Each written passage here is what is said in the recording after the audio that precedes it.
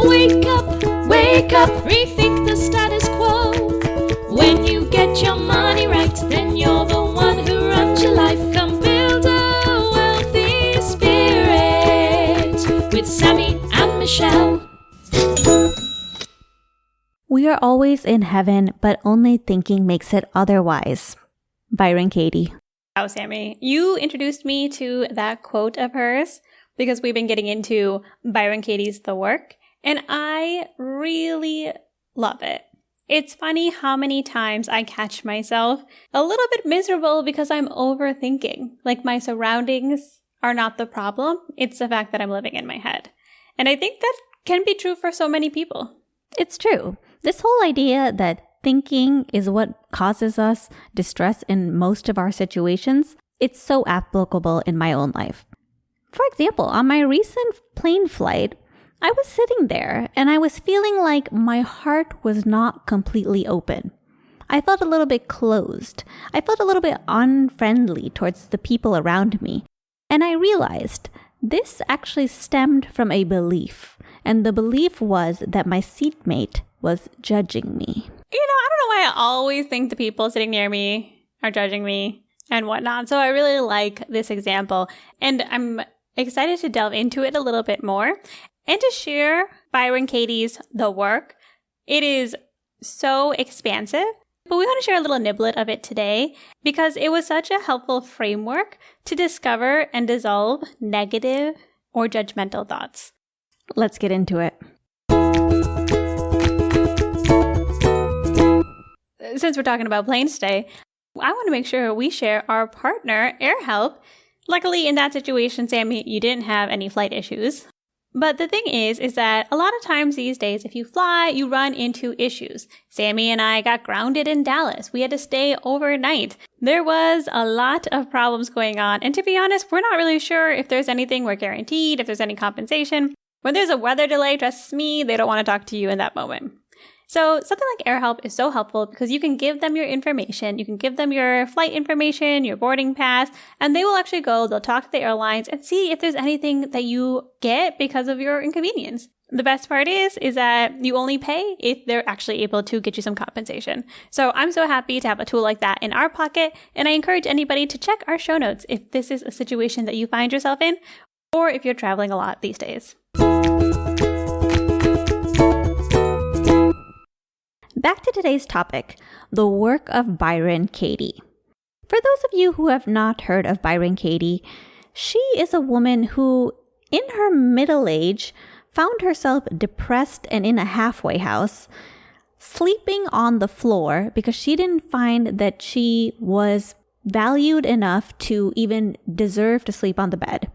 She was at a very low place, multiple suicide attempts, suicidal ideations, feeling super depressed, having a difficult time in her relationships with her family, just feeling absolutely low. And when she was sleeping there on the floor, a cockroach scuttled across her feet and she woke up. And as she expresses it, she woke up so quickly that she didn't have time for her thoughts to start coming in. And she started laughing because she experienced bliss in that moment of tranquility before her thoughts came in. After that experience, she was completely transformed. She wanted to help other people get to that same realization and realized that ultimately what she learned in that moment was that her thoughts were what was actually causing her suffering. I wonder, Sammy, if people in Charleston are so calm because they're so at peace with the cockroach is? You mean the palmetto bugs? Exactly. They already rebranded them as palmetto bugs. They're like, they are not cockroaches, only thinking makes it so. We are in heaven. With the palmetto bugs. This is so interesting. One, because she's 43. She's pretty late in life. I mean, I guess, I don't know how many people are having epiphanies at like 19. God bless if you are. Mm-hmm. But it is interesting that she really had this like shift. And the thing about Byron Katie that I've noticed is that everybody, like these self-development people that we really love, Tim Ferriss, Tony Robbins, they will all casually mention Byron Katie's questions. And it's so funny because it's like there's these 4 questions. It seems so simple, and yet they're so powerful. So I'm excited to talk about them today, Sammy, and hopefully give people a tool that I have found to be really helpful when all of a sudden a thought pops into my head. It's causing me a lot of grief, and I need to take a moment and actually think about what's actually happening. So real quick, let's run through what those 4 questions are and the turnarounds, and then we'll use my example of being on the plane, feeling judged, to go through this work and see how it can be useful. So when you are beginning and you're identifying, when you're beginning, you start with Byron Katie's questions. And first, you identify the belief. Then you ask yourself, is it true? Then you ask yourself, can you absolutely know it's true? Then, how do you react? What happens when you believe the thought? To wrap it up, who would you be without the thought? Those are the 4 questions. Is it true? Can you absolutely know it's true? How do you react? What happens when you believe that thought? Who would you be without the thought? After that, Byron Katie has you do these turnarounds where you start to flip the belief on its head. So let's say my belief is that my neighbors don't take their garbage out enough. I might think, I don't take my garbage out enough. My neighbors do take their garbage out enough. Things like that. So we'll run through an example and start to think about if there's a thought going through your head that might benefit from this type of examination. So Sammy, let's take a step back and go to the plane. I had gotten on the plane and I had my big old backpack that is large but fits underneath my seat. And I got a cup of water with a straw, and I got a burger at the airport. And I had all this in addition to my purse. And I was just walking through the aisle and I came upon my seat. I was at my seat and I'm like, oh man, I have to figure out how to adjust all my belongings so that I can shove my ginormous backpack underneath the seat. The downside of having a perfectly regulated airport backpack is that it is perfect to the size. Yes. Which does not leave a lot of space for other stuff. It doesn't, but you know what? It does perfectly fit underneath the seat and it opens horizontally. So I'll put it in the show notes because if any of you guys want it, it's like one of my favorite items. You know, once again, we need to have like an affiliate link program or something. We don't. We just really love it. Me, Sammy, and my mom have it. It's the best backpack. Like, it's amazing. Yeah, especially, you know, they charge you for the check bags now. I don't want to go down a negative, judgmental road, but this is a good way to avoid it. So I see my seatmate glance over at me while I have all this stuff. She's probably worried I'm going to spill my water everywhere because it was precariously on the seat. I shove all this stuff in there. I see her with her just little cute purse underneath her seat, checking the bag, paying for the check bag. And I sit there and I think, my seatmate is judging me. And because of that, I felt closed. It wasn't an extreme situation, but I think it's one that we common experience. We're like, oh man, they probably think I'm crazy for having all this stuff. And that's what I was sitting in when I was sitting there. So what's the belief, Sammy? So my belief is my seatmate is judging me. And if you're doing this exercise with an example of your own, it's really important to sit in that moment where you're feeling the most of the emotion. So for me, it's probably like right after I put all my stuff away and I sit down that I'm like really sitting in the my seatmate must be judging me. I probably should have checked a bag, etc., mind going crazy. So let's go to question 1. Is it true? Is your seatmate judging you? And in this one, there are only 2 answers that Byron Katie recommends, yes or no. And you sit in what's true for you. And I would say with this one, my seatmate is judging me. Even that first one, I can say no. Is it true? No. I mean, maybe, but like honestly, probably not. Exactly, Sammy. And maybe sometimes you sit down and somebody says, that's a big bag. Yeah. Maybe then that would be a yes situation. Or maybe they say, oh, you need some coffee with that cream? Yeah, that person's judging you. Are they judging you? Yes. Which brings us to the next question. Can you absolutely know it's true, Sammy? In this case, my seatmate is judging me. Again, I say no. I always think this is an interesting one because especially when I'm in the heat of the moment, it's funny how is it true will be a kick yes. And then can you absolutely know it's true? And, it varies depending on how direct the situation is. But a lot of times I'm like, no.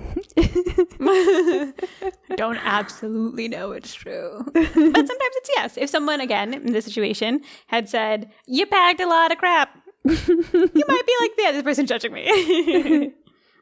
So to the next question. How do you react? What happens, Sammy, when you believe that thought?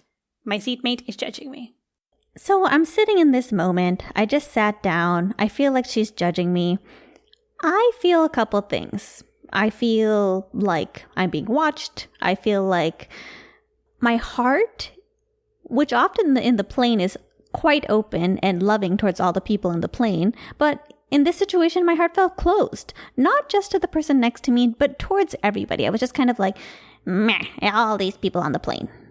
I just felt closed. I felt isolated. I felt judgmental, defensive. There was going on. But you don't understand. I've been traveling so much and I didn't want to check it back. I felt all these defensive responses in my mind while I was sitting there. I totally relate to the inner monologue to my haters. The last question is, who would you be without the thought? I imagine myself. I'm here thinking my seatmate is judging me. What if I just remove that thought from my brain? I just didn't even have that there. Then my heart would be open. I have this seatmate next to me. I feel love towards them a little bit. She's probably a good person. She's going to a similar place as me. I feel open towards the people next to me. I don't feel critical. I'm not defending myself in my mind. I'm just sitting there at peace. I'm content, and I'm able to enjoy the water and the burger that I just bought. I want to stop here for a second, Sammy, and highlight, once again, we are in heaven. In this case, literally in the sky. But only thinking makes it otherwise. This is a great example of that. We remove the thought, and all of a sudden, it's as if you walked into this beautiful moment in a plane filled with people that you love. So, we've done the 4 questions. Really great if you do this for yourself. I'll read through them really quick again. First, you label the belief. Then, is it true? Can you absolutely know it's true? How do you react? What happens when you believe that thought? Who would you be without the thought? Those are the questions. And I just want to say, if this is interesting to you, Byron Katie has a whole podcast where she goes through this exercise with people. And it's so mind-blowing how people will come in angry, really convinced and dedicated to this judgment or negative thought that they have, and in the end, oftentimes end up in tears. I have ended up in tears. Byron Katie even says that sometimes she's vomiting because she's releasing so much. Wow. So now for the turnarounds. I love these turnarounds, Sammy. Me too, Michelle. The turnarounds, for me, it's crazy how insightful they can be because literally they just feel like playing with diction. Like, you're just rearranging some words. You're just mad-libbing things. But then you come up with these great insights. And it's insane to me that just changing some words around in your head and sitting in that belief can really bring about insights and clarity and the realization that your thoughts are what are causing your problems. Words are spells. Words are spells. So let's show an example with this situation. We had our belief. Your belief, my seatmate is judging me. What is an example of a turnaround? One turnaround could be, my seatmate is not judging me. And they want you to think of usually at least 3 examples of how this is true. So 1, my seatmate could just absolutely not be judging me. She could have been minding her own business and not even noticed me come in. And she could have just looked over because there is motion on the left side of her visual field. And so she naturally looks over and sees me. But maybe she had no judgments. I like that one. Maybe she actually judged me positively and thought, oh, that's a cute and very functional backpack that you have that can carry a lot of belongings. And I am surprised to see that it fits underneath the seat. I got to go to Amazon.com and get myself one of those backpacks. What's the brand name? She could be not judging me because she's worried about her own problems in her own mind, thinking maybe this girl's thinking my bag is too small. True. And maybe she's thinking positively about something completely unrelated to the situation at all. What's another turnaround we could do? So from my seatmate is judging me, we could turn it around to I am judging my seatmate. Ooh. And I almost don't want to admit this. But I was judging her. Oh, you know what? When you're pointing your finger at somebody, you're pointing 3 back at yourself. I'm not going to lie. It happened. You know, there I was. I had all my bag drama. And I was like, yeah, because I'm trying to save some money on this checked bag. Because I'm a frugal. I could have a frugal shirt. I have a podcast, Build a Wealthy Spirit, about saving money and investing. Highly recommend. And here she is, expensive bag, nails done, clothes are cute. She just looked like the picture of consumerism to me. And I'm like, she's probably drowning in debt, you know? I was going on. I thought maybe she had poor money management. There was actually quite a bit of thoughts that were going on in my mind. I'm happy you admitted that, Sammy, because I really think that a lot of times when we're feeling judgment, either that triggers judgment or it's because we're judging somebody else. And that's the ugly part of the turnaround. Sometimes you find out some stuff about yourself that, hey, you know what? Actually, no judgment even. It's about recognizing it. It's about recognizing it and being like, okay, this is actually a possibility here. And when I realized that I was judging her about her being potentially consumeristic, I went through an exercise where I tried to envision a scenario where she wasn't. Maybe she has, you know, a few $1 million and paying for cute bags and getting her nails done makes her happy. And of course, she's going to check a bag if she has disposable income. That's an appropriate and rational use of your money. Or maybe she does have poor money management and she would love to know how to manage it better, but she doesn't have the resources or access. In that case, she's just like me like 5 years ago. And I really shouldn't be judging her for that. If she is managing her money poorly, it's only from a place of ignorance. True. Maybe she's taking care of her grandma. She's flying home. She has very few things that bring her joy anymore. And this is also putting her into debt. No, that's a good example. It just got really dark. We're laughing because it's awkward. I mean, it's true. I don't think everyone has to be in a bad situation for you to not judge them. But it's true, right? I mean, the truth is we literally cannot know. You literally cannot know. And whatever she's doing for valid reasons. You know, nobody does things for no reason. So she has her reasons for doing her things. So I really appreciated that, yes, I was judging her. And then I took away those judgments and I felt a lot of compassion for her because she could be me in the past or she could be me in the future. And I could really see that in that moment. You know, I think airports, airplanes, they are a trap for judgment because you're just so many people. And, you know, when you go as early as we do, you really can watch so many of them.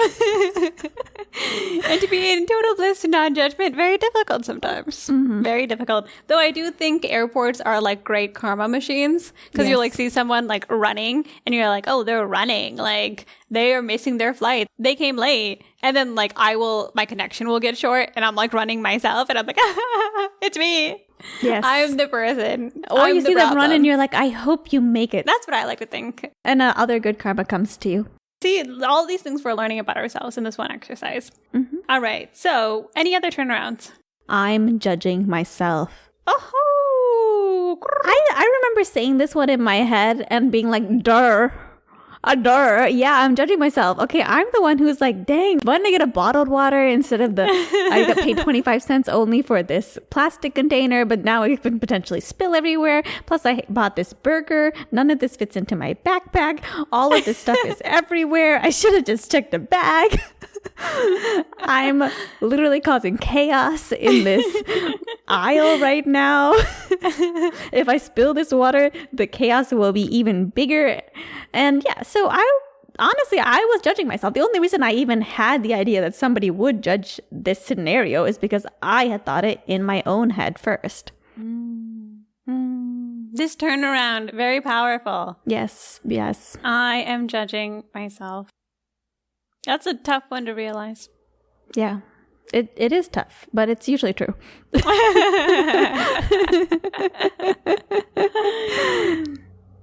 I love these, Sammy, because when we look at the turnarounds, I loved little logic puzzles when I was a kid. And it reminds me of propositional logic, which is like, if P, then Q.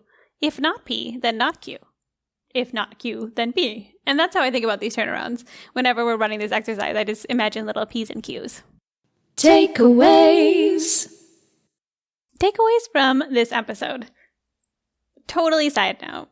Our friend Harris has been making videos, HYPRfocus, and she, in her last one, did a little takeaway, and I loved it so much. And she was like, I get it from Michelle and Sammy's Build Above the Spirit podcast. All right, into our takeaways. So my big takeaway doing this exercise is that my thoughts, my own judgments about myself, were really what was causing my suffering. And going through that exercise just completely lifts me of those thoughts, because then I can see them for what they are, and I can see them as just thoughts rather than actual parts of my reality, which can release them from me and help me live in a peaceful and content way.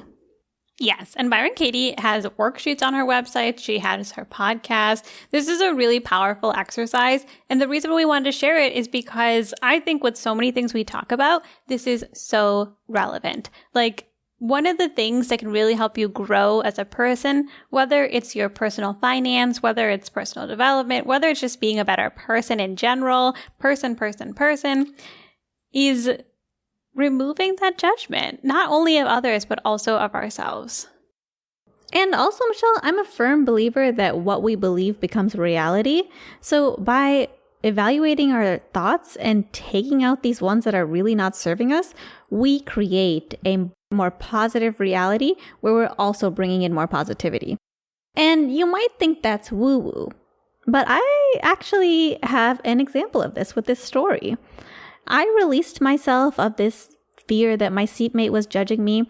And then at the end of the flight, we were in the jet bridge line because they had this jet bridge valet checked bag scenario where you now send your bag and then it immediately gets returned to you as soon as you get off the jet bridge. And literally there's like a mob of people just waiting for their bags.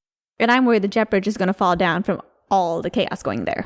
Sammy's consistent fear about bridges. Anyway, she was behind me and other people were trying to get ahead so they can meet their connection. And she was like, oh, that's okay. You can go ahead of me. My next gate is actually right next to this gate. And mine was actually also right next to this gate. And I was like, where are you going? She was also headed to Charleston. A fellow neighbor. And how kind of her. What a kind person who just lets everybody cut in front of her just so they can get to their flight.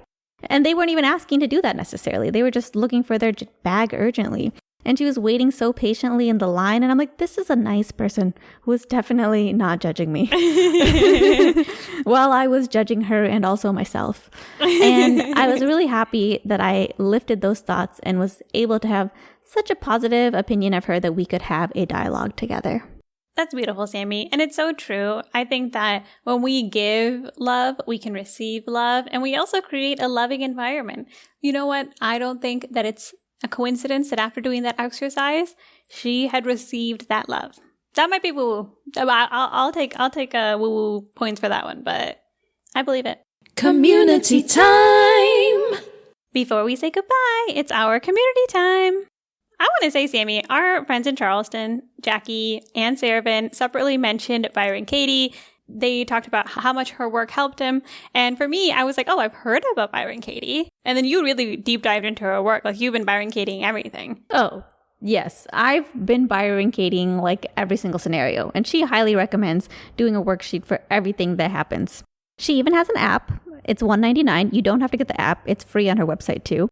But on the app, you can just type in everything for the answers. Highly recommend. $1.99 or $199? It's just $1.99, I'm pretty sure. I also want to shout out some other great people from Charleston who listen to our podcast. We got a great community here. Yes, actually, a lot of them listen to the podcast and tell us about it, which we love. Feel free to keep telling us. Harris and Paul sent a message teasing me about our previous episode where I said I would not be able to hang out until April 2025 because of my student loans. And they actually reminded me that I was planning on continuing to have no life for another year. And I'm really glad that I did not do that. So thanks for shouting that out and reminding me that I made the right choice not to wait until my student loans are forgiven to take a little break from work. I also appreciated that they had concerns about you tracking your spending on a Google Doc. I'm glad other people are wondering about this. Google spreadsheets all the way. I'm sensing an intervention coming in, and I'm not sure if I'm ready for it. Also, shout out to Masha. She sent us a really great message on our episode about can millennials retire early, which actually was very popular. You guys liked that. She said, I agree, financial education is everything. And you know what she shared? She said, my intention this year has been my financial education year. I'm so happy I stumbled upon your podcast. Isn't it crazy how manifesting works? Which is amazing because we love manifesting and money. So I love that. I think it's true. I think when you know what you want and you put it out into the universe, it comes back to you. And speaking of manifestation. At our manifestation group, we met Andrew, who listened to our most recent episode and let us know that he has started listening to Die with Zero by Bill Perkins. This is one of my most favorite books. I think when we talk about FIRE, financial independence, early retirement, we talk about that rabbit hole of aggressively saving and investing, but we forget that we don't live forever. So sometimes it is good to spend our money to do things when we need to do them. Let us know if you have any thoughts on this episode. Are you already a Byron Katie fan? Did you do the exercise? buildawhatthespirit.com. You can shoot us an email from there. You can leave a comment. Leave a comment. We love it. We want to hear. Oh, please. Yes. We want to hear those examples. If you want to share your full example, if you're open to that, definitely share that. You know us. Honestly, if you want to share it, we could potentially do an episode on your example with you. Ooh. I love that, Tammy. buildawhatthespirit.com. And most importantly, be sure to join us next time as we put down the rulebook and rethink the status quo.